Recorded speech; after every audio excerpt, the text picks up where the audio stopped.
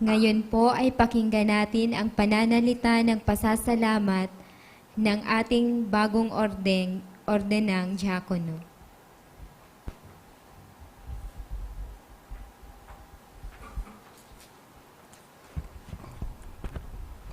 Magandang umaga po sa inyong lahat.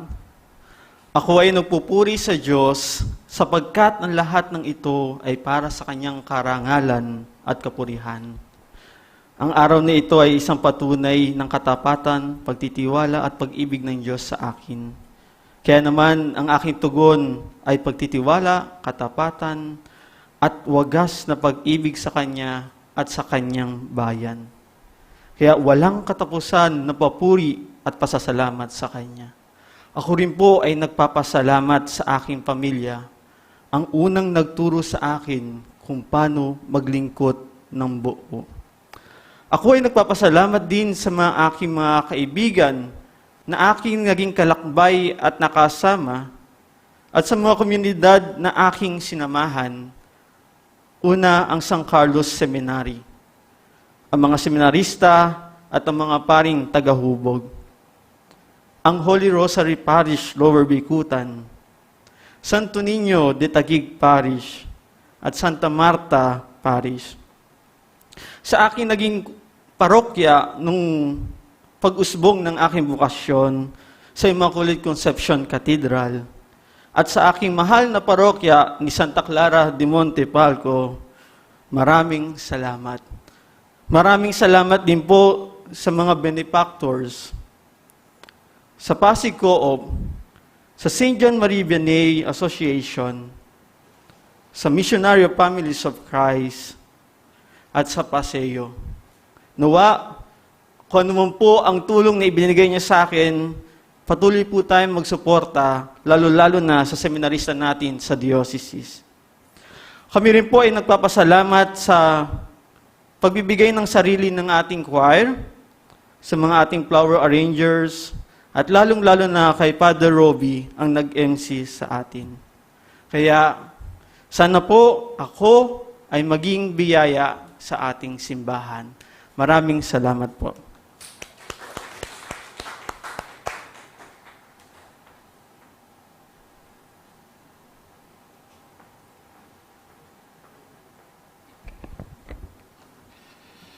According to the document, The Gift of Priestly Vocation, paragraph number 90, the community forms the seedbed of a priestly vocation since the seminarian emerges from it in order to be sent back to serve it after ordination.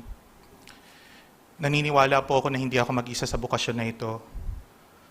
Ang bukasyon ko ay hindi akin lamang. Ang bukasyon ko ay pinatatatag at inaalagaan ng Diyos sa pamamagitan ng mga komunidad na minsan akong napabilang o hanggang ngayon ay napapabilang. Kaya maraming salamat po sa lahat ng mga kaibigan, kapamilya, lahat ng mga tumulong sa isang paraan o another way. Nagpapasalamat po ako sa Most Holy Trinity Parish Community, Alang-Alang Leyte, kung saan po yung aking bukasyon ay nag-ignite. Damo nga salamat. Salamat San Guillermo Parish Community, Buting, aking home parish, at sa mga parokyang na-assignan ko. Maraming salamat, CFC Youth for Christ, Pasig Seminarians Organization, Days with the Lord Community, Divine Mercy, at Seminarians Fraternities of St. Dominic UST Chapter. Salamat sa mga humubog sa akin, sa St. Paul Seminary Foundation, at sa UST Central Seminary Community. Lalo tigit, salamat sa aking pamilya, sa aking kapatid, sa aking kuya na nandito. At sa nanay ko, na siguro nanonood ngayon, hi ma. Salamat kasi up until now, you've been true to your word. Nandiyan ka palagi para sa akin. Maraming salamat. And syempre, nagpapasalamat kaming apat sa ating Pasig Diocesan Social Communications Ministry na dahil sa kanila naging posible ang live streaming nitong ordinasyon na ito. Sa inyong lahat, maraming salamat. Salamat sa Diyos. Salamat sa inyo. Patuloy niyo po kaming ipanalangin.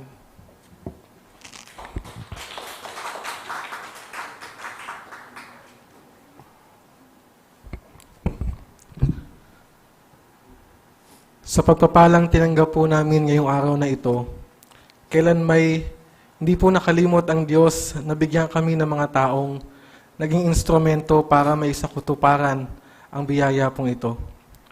Ang natatanging pasalamat po namin sa lahat ng mga taong naglaan ng oras, nagdasal, at tumulong sa anumang paraan.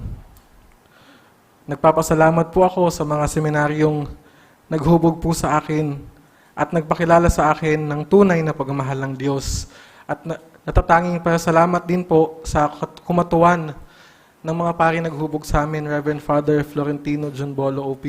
Maraming salamat po sa pagbibigay niyo ng panahon po sa amin ngayong araw na ito.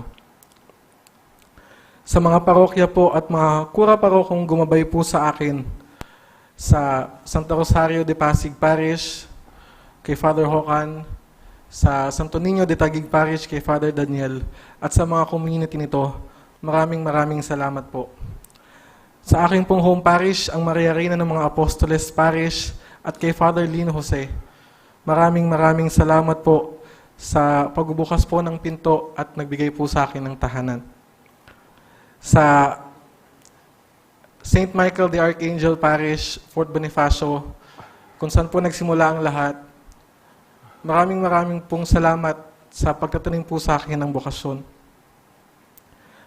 Sa mga naglaan din po ng oras para maayos po ang seguridad natin ngayon sa araw na ito, kay Ms. Hazel Abarca at Dr. Ping Javier, sa TMP personnel na nag-disinfect at nag-ayos po ng paggaganapan ng ating ordination ngayong araw, maraming pong salamat.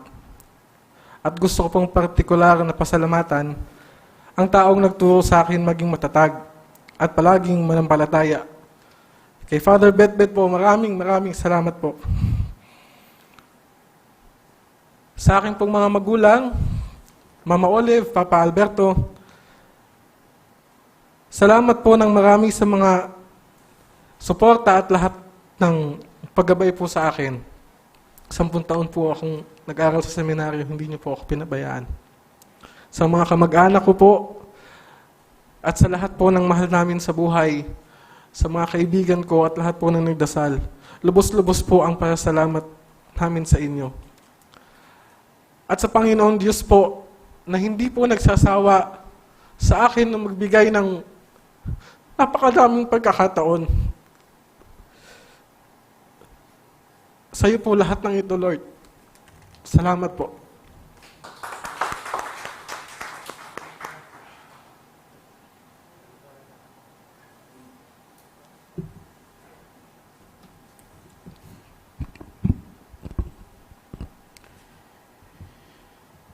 This ordination day is all about God, whose name is Jesus, and never about me.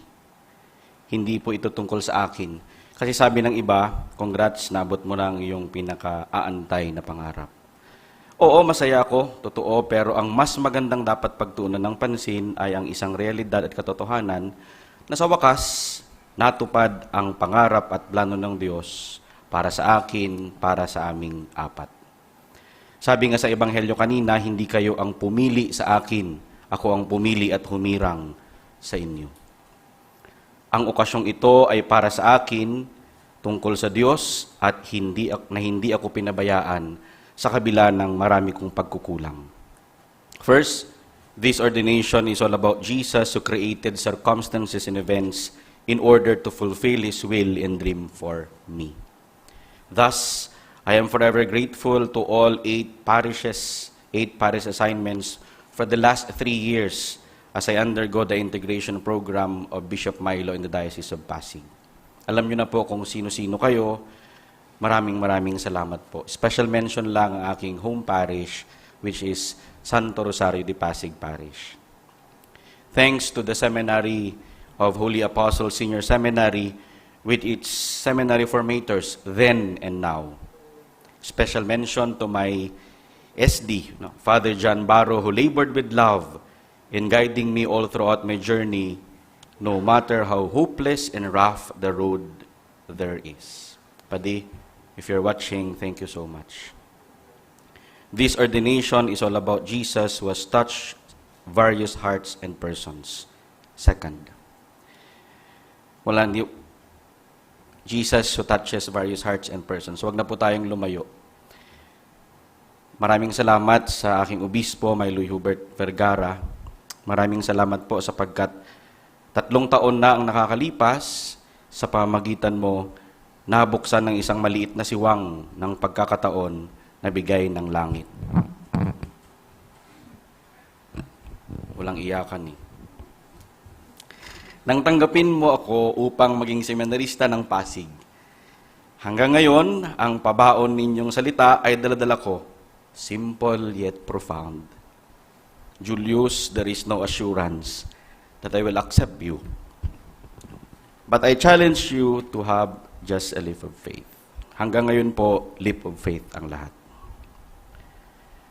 Sa clergy family ng Diocese of Pasig, represented by our Board of Consultors here, headed by our Bishop, maraming salamat sa inyong halimbawa at paggabay kung paano tahaki ng landas, kung saan una niyong tinanggap ang banal na orden at kami ay sumusunod sa inyo.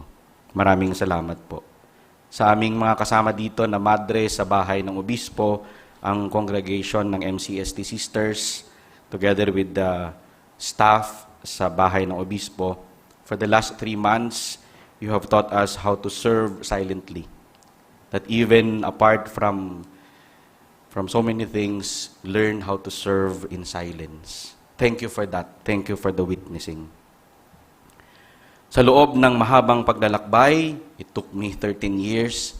I was not expecting that this would happen. Kailan nga yung unang schedule?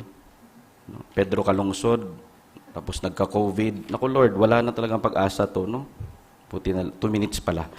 Sa loob ng mahabang paglalakbay, marami ang nagduda, may agam-agam sa bukasyon na bigay ng Diyos. Pero may isang grupo ng mga tao na kailanman ay di tumigil sa pag-asa, pagtitiwala at pagdarasal na ako ay maordinahan. Ito ay walang iba kundi ang aking pamilya sa probinsya at dito sa Metro Manila, represented by my titas, kapatid ng tatay ko, Auntie Lily and Auntie Perla. Maraming salamat po sa inyong lahat.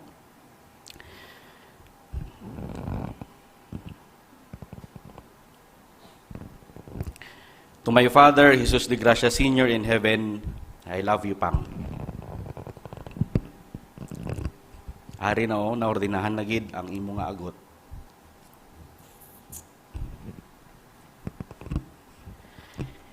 To my mother, Nilda de Gracia, who is watching right now, madamo nga salamat sa padayon nga pag-ampo, kagwaay nga gula minyan nga paglaom.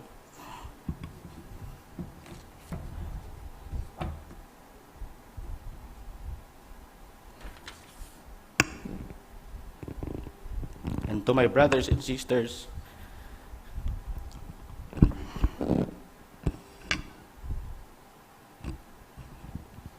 thank you for all the support. Palangga ako kamo.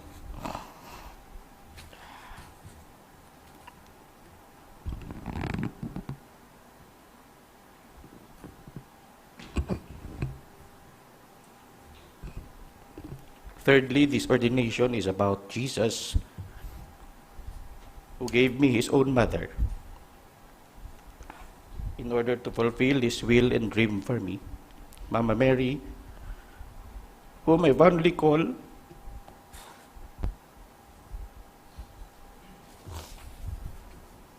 my mamang in heaven, my last hope to be ordained to the sacred orders. Please accept our prayers to always be our mother and our advocate as I continue to serve your Son through Jesus Christ in His church. Sa lahat po na tumulong sa aming apat, alam niyo po kung sino-sino kayo, mas maganda po na hindi kayo ma-mention para si Lord na po talaga ang magpasalamat sa inyo.